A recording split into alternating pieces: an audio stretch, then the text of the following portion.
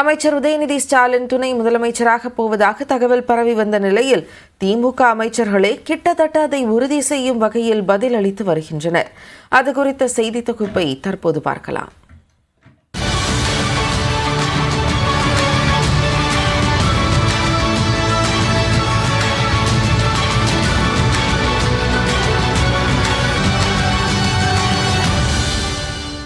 MLA seat கொடுக்கப்படுமா என ஒரு காலத்தில் கேள்வி எழுப்பப்பட்ட நிலையில் இன்று அதையெல்லாம் தாண்டி அமைச்சரானதுடன் கட்சியின் முக்கிய அங்கமாகவும் வளர்ந்துள்ளார் உதயநிதி ஸ்டாலின் எனும் நான்.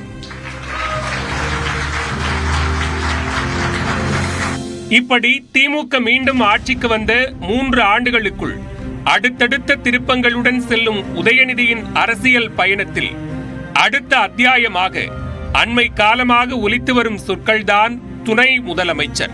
உதயநிதி துணை முதலமைச்சராக வரவேண்டும் என்ற கருத்து சில மாதங்களாக ஓங்கி ஒலிக்கும் நிலையில் கட்சியின் மூத்த நிர்வாகிகளும் அதற்கு பாசிட்டிவாகவே பதிலளித்து வருகின்றனர். மூத்த அமைச்சரும் திமுக பொதுச் செயலாளருமான துரைமுருகன் துணை முதலமைச்சர் பதவிக்கு உதயநிதி தகுதியானவர் என்றார். இதே கருத்தைத்தான் அமைச்சர்கள் ஐ. பெரியசாமியும் பொன்முடியும் கூறினர். உரிய நேரத்தில் எல்லாமே பண்ணுவாங்க. உதயநிதி சொல்கிற பதிலை நீங்கள் கேட்குறீங்க. நாங்கள் எல்லாருமே உதவியாக தான் இருந்துகிட்டு இருக்கிறோம், அப்புறம் ஏன் இதை சொல்லிகிட்டே இருக்கிறீங்கன்னு அவர் சொல்கிறாரு. அதனால் இது நல்லது நடக்கும். அது இந்த நாட்டுக்கு நல்லதாக இருக்கும், எங்கள் கட்சிக்கும் நல்லதாக இருக்கும். இந்த நிலையில்தான் வரும் 19ஆம் தேதி உதயநிதி துணை முதலமைச்சர் ஆக போகிறார் என போட்டுடைத்தார் அமைச்சர் ராஜகண்ணப்பன். அது நம்முடைய அமைச்சர் உதயநிதி அவர்கள் இனிமேல் 19ஆம் தேதி வருவார். அதுக்கு மேலே முன்னாடி சொல்லக்கூடாது.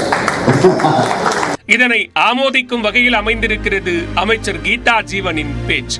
நேற்று கோவில்பட்டியில் நடைபெற்ற கட்சி கூட்டத்தில் பேசிய அவர் உதயநிதியை வருங்கால துணை முதலமைச்சர் என்றே குறிப்பிட்டார்.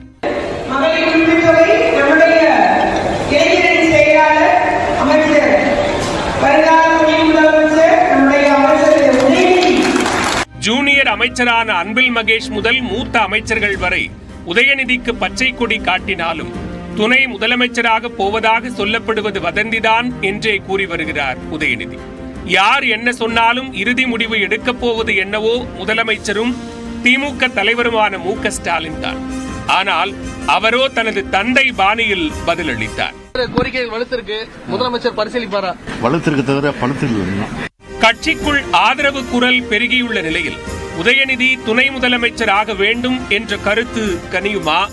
கனிந்தால் அது எப்போது என்பதற்கு காலம்தான் பதில் சொல்லும்.